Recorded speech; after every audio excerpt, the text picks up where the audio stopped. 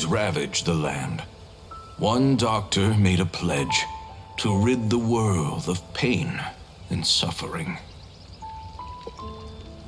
But even the most ingenious mortal medicine could not stay the tide of disease. And after working tirelessly for many years, even his dearest loved ones fell sick and bade their final farewell. Legends told of an herb lord in Chenyu Vale who could cure any illness known to mankind. The doctor sought the herb lord, but found only a white snake, its breathing weak and its power all but spent. Sign this contract and let our lives be joined. Then I will impart to you the secret art of healing. But be warned, this art will harm your own health. With means beyond human ken, the doctor could now reverse the process of death. And yet, the time still came to say goodbye. Only now, the one departing was the doctor, his life force spent. His final act in life was to pass on the contract to his final patient, his favorite disciple. The disciple chose to dedicate their life to saving the lives of others.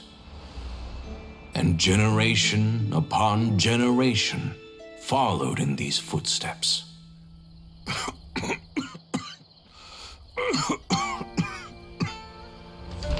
Since I inherited this contract, I've always respected the path taken by my predecessors and followed it myself unquestioningly.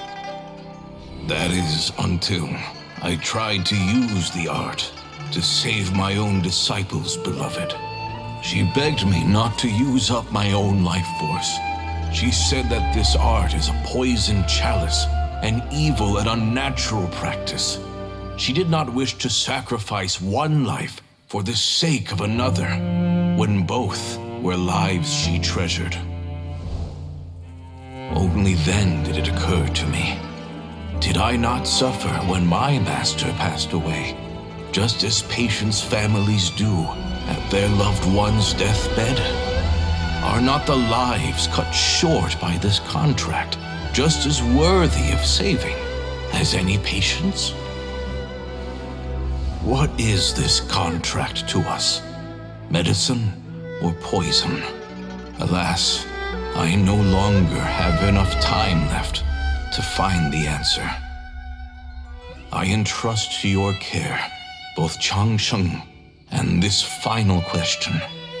May you find a remedy for this conundrum, which has ailed us so. Time and again, no matter how much I try to warn them or balance their chi, I can never save them. And you? What's your answer? If I abandoned the contract and left you without a host, what would happen? I suppose I'd spend my final moments taking a nice nap on Mount Yaojun.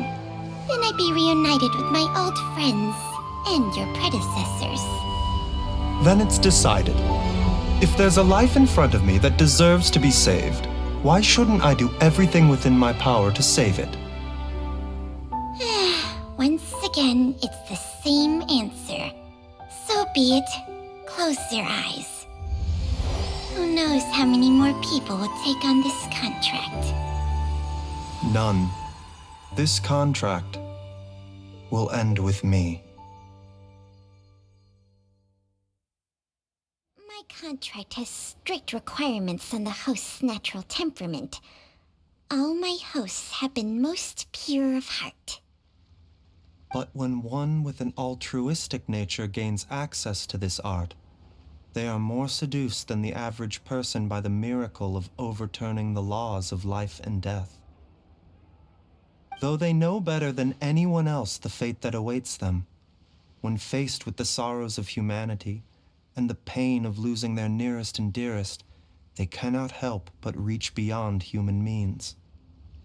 They are like moths that throw themselves into the flame, seeking a glimmer of hope in a dark world filled with pain and suffering. So, Baiju, does that mean... I suppose that would make me a moth that yearns for the light, but doesn't want to be burned to a crisp. Chang Sheng's art can transfer pain and suffering between people, but it cannot reduce the total amount of pain in the world. It's just like we witnessed. Either Jia Liang feared for Jiang Li's life, or Jiang Li grieved over Jia Liang's sacrifice. I have nothing but the utmost respect for my predecessors, who sacrificed their lives for their principles. But I do not wish to join their ranks, nor do I wish to pass on this contract to anyone else in the future. Huh? But didn't you already transfer a ton of diseases onto yourself? What makes a poison poison? And what makes a disease a disease? When it comes down to it, are not both mechanisms that affect the operations of the human body? If disease is defined as deviation from normal functioning, then who knows? Perhaps the true elixir of immortality could in fact be a kind of poison. Many may view the notion of searching for immortality in poisons and illnesses as a flagrant violation of the natural order. But to me, it is no different from the way our ancestors tested the medicinal qualities of herbs by sampling each and every one. I don't want those who come after me to lose their lives to this contract. Nor do I wish for Cheng Sheng to perish from losing her host. This leaves only one solution, doesn't it? Precisely. I will be Cheng Sheng's final host, and the tradition of passing down the contract will end with me. Even the gods of old struggle to achieve true immortality. First you want to save others, then you want to save yourself. Now you even want to save me. You're getting greedy, Baiju. But isn't wanting to have it all what makes us human? For a selfish moth like me, who's afraid of the flame yet yearns for the light, the only path forward is up towards the moon. For once, Paimon just does not know what to say. Dr. Baiju, Traveler, what are you still chatting about? The food's about to get cold. We also have coconut milk for Changsheng and Paimon. Okay, fine. Let's go grab some food. Paimon has a bunch of burning questions, but they can wait till after we've eaten.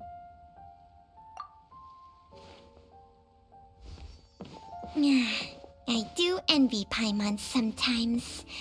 Eating her fill is enough to satisfy her body and mind.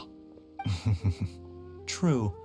And yet, although we call them simple pleasures, are such things as these not precisely why we mortals cling desperately to the life we have?